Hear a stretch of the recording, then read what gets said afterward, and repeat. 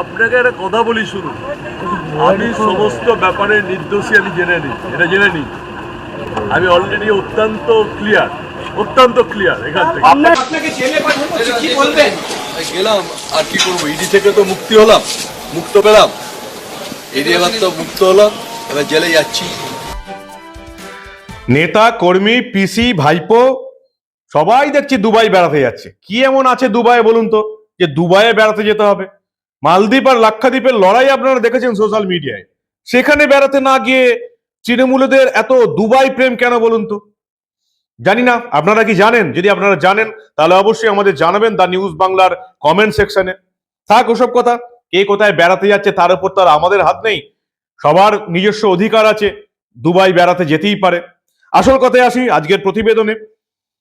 Ration দুর্নীতি মামলায় দেখলাম গতকাল তৃতীয় সাপ্লিমেন্টারি চার্জশিট জমা দিয়েছে ইডি, আদালতে জমা দিয়েছে, এবং সেখানে দেখতে পাচ্ছি আরো 350 কোটি টাকা যে হাওয়ালার মাধ্যমে বাংলাদেশ হয়ে দুবাইয়ে পাচার হয়েছে, সেটা নিজেদের তৃতীয় সাপ্লিমেন্টারি চার্জশিটে দাবি করেছে ইডি।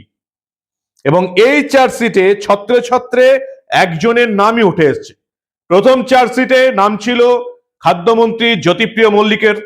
দ্বিতীয় চার্জশিট আমরা দেখলাম, প্রথম চার্জশিট দেওয়া হয়েছিল ডিসেম্বরে, দ্বিতীয় চার্জশিট দেওয়া হলো মার্চ মাসে। সেখানে দেখা গেল বালুর প্রিয় তৃণমূলের নেতা, বনগাঁ পুরসভার প্রাক্তন চেয়ারম্যান শঙ্কর আড্ডর নাম উঠে এলো। এবং তৃতীয় চার্জশিটে আরো একজনের নাম উঠে এসছে, যার মাধ্যমে পুরো টাকাটা দুবাই গেছে। কার নাম? কেন এত দুবাইয়ে টাকা যাচ্ছে বলুন তো? সবটা শোনাবো আপনাদের। এই গুরুত্বপূর্ণ প্রতিবেদন শেষ অবধি দেখুন। আমি মানব, দা নিউজ বাংলায় আপনাদের স্বাগত জানাচ্ছি। আমি একেবারে ক্লিয়ার, ঘোষণা করে দিয়েছিলেন রাজ্যের খাদ্যমন্ত্রী জ্যোতিপ্রিয় মল্লিক। না, কয়েক মাস কেটে যাওয়ার পরেও তিনি এখনো ক্লিয়ার হতে পারেননি। এখন তিনি জেলেই আছেন। আরো কয়েকটা মাস কতদিন যে জেলে থাকতে হবে সেটা আদালতের বিচারপতিরাই জানেন। 12ই ডিসেম্বর এই রেশন দুর্নীতি মামলায় প্রথম চার্জশিট জমা দিয়েছিল ইডি, এবং সেই চার্জশিটে বালু অর্থাৎ জ্যোতিপ্রিয় মল্লিক, রাজ্যের প্রাক্তন খাদ্যমন্ত্রী, 2011 থেকে 16, 16 থেকে 21 এই 10টা বছর রাজ্যের খাদ্যমন্ত্রী ছিলেন। 21-এর পর আর মমতা বন্দ্যোপাধ্যায় তাকে খাদ্যমন্ত্রী করে রাখার সাহস দেখাননি, তাকে বনে পাঠিয়ে দিয়েছিলেন। 12ই ডিসেম্বর রেশন দুর্নীতি মামলার প্রথম চার্জশিটে বালু এবং ব্যবসায়ী বাকিবুর রহমানের বিরুদ্ধে চার্জশিট দিয়েছিল ইডি, এবং সেখানে প্রথম চার্জশিটে দাবি করা হয়েছিল প্রায় 100 কোটি টাকার উপরে দুর্নীতি হয়েছে, এই টাকার পরিমাণ আরো বাড়তে পারে।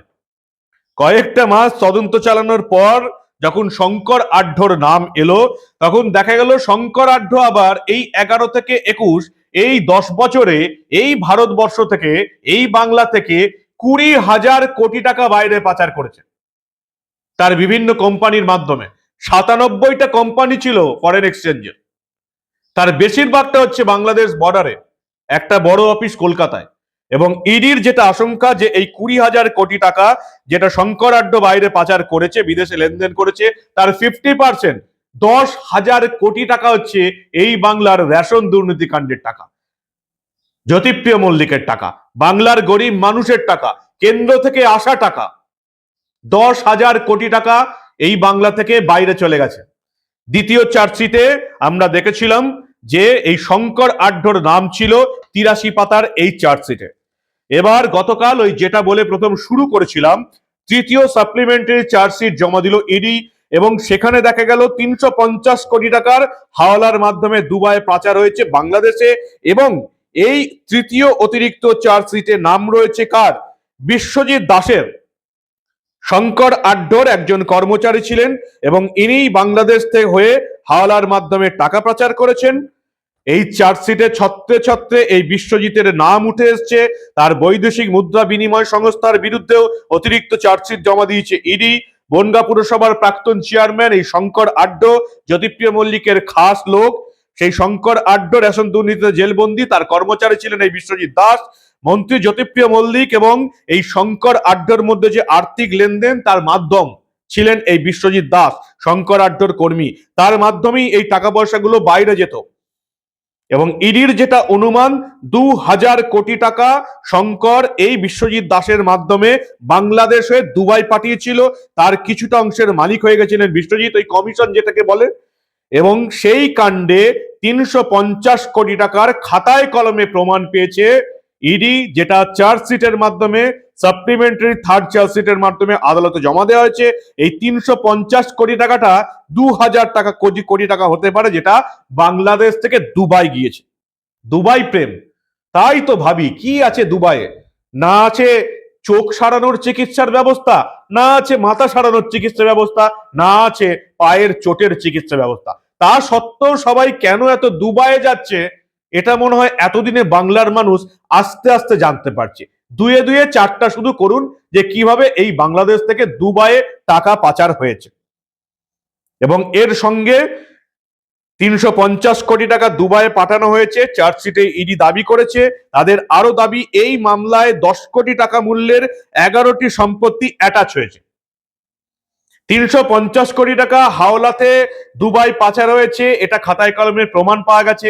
এই সংখ্যাটা 2000 কোটি টাকা হতে পারে, যেটা এখনো খাতায় কলমে প্রমাণ পাওয়া যায়নি, ইডি প্রমাণ খোঁজার চেষ্টা করছে।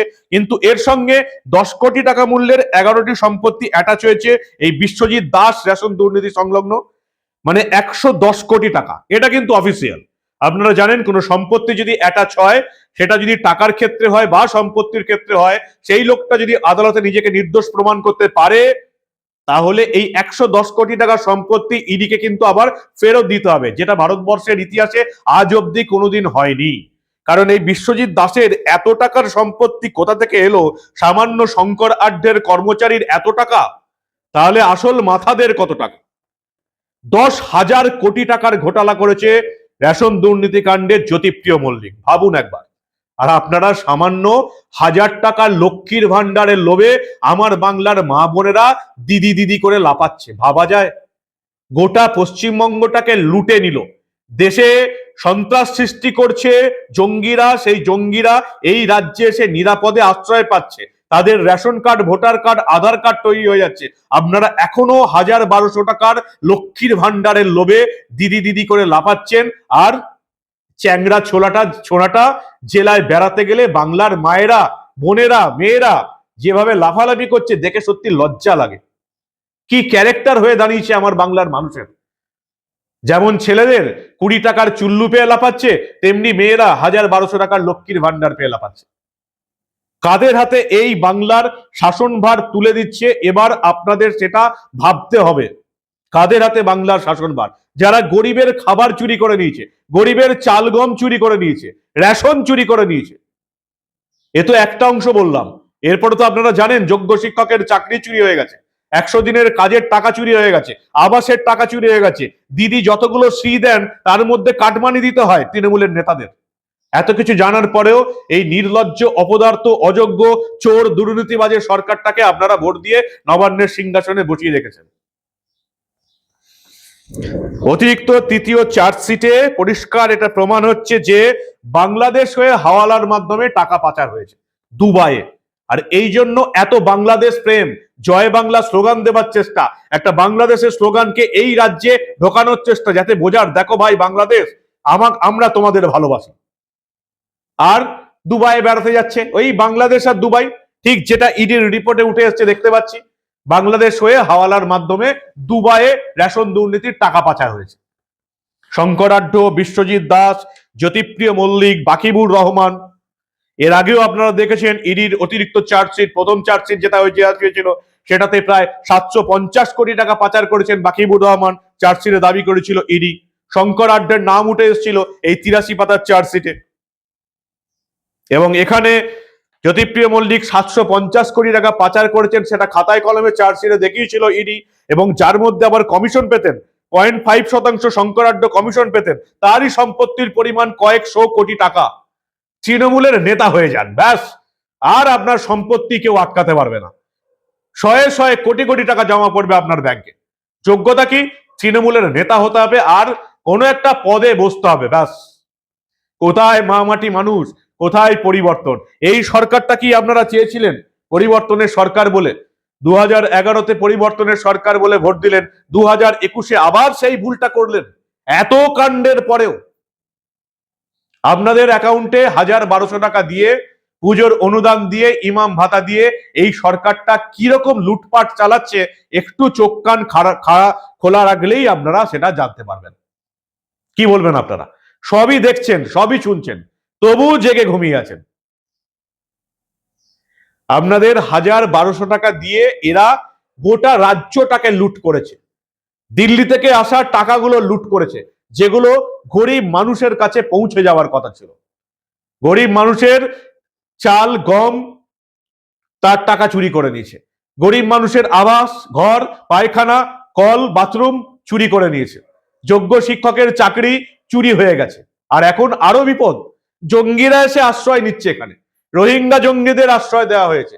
যাবতীয় দেশে যারা জঙ্গি কার্যকলাপ করে বেড়াচ্ছে তাদের নিরাপদ আশ্রয়স্থল আমাদের দেশে। আর এরপর আপনাদের ছেলে মেয়েকে ড্রাগের নেশায় আসক্ত করার জন্য সন্দেশখালী থেকে তৃণমূলের নেতারা ড্রাগের ব্যবসা শুরু করেছে। খাতায় কলমে প্রমাণ হয়েছে। দুবাই থেকে ড্রাগ আসছে সন্দেশখালীর নেতার নামে। কি বলবেন আপনারা? আপনাদের মূল্যবান এবং গুরুত্বপূর্ণ মতামত জানান দা নিউজ বাংলার কমেন্ট সেকশনে। আর দেখতে থাকুন দা নিউজ বাংলা। আমরা আবার এই দুবাই আর বাংলাদেশের গল্প চেপে রাখতে দেব না।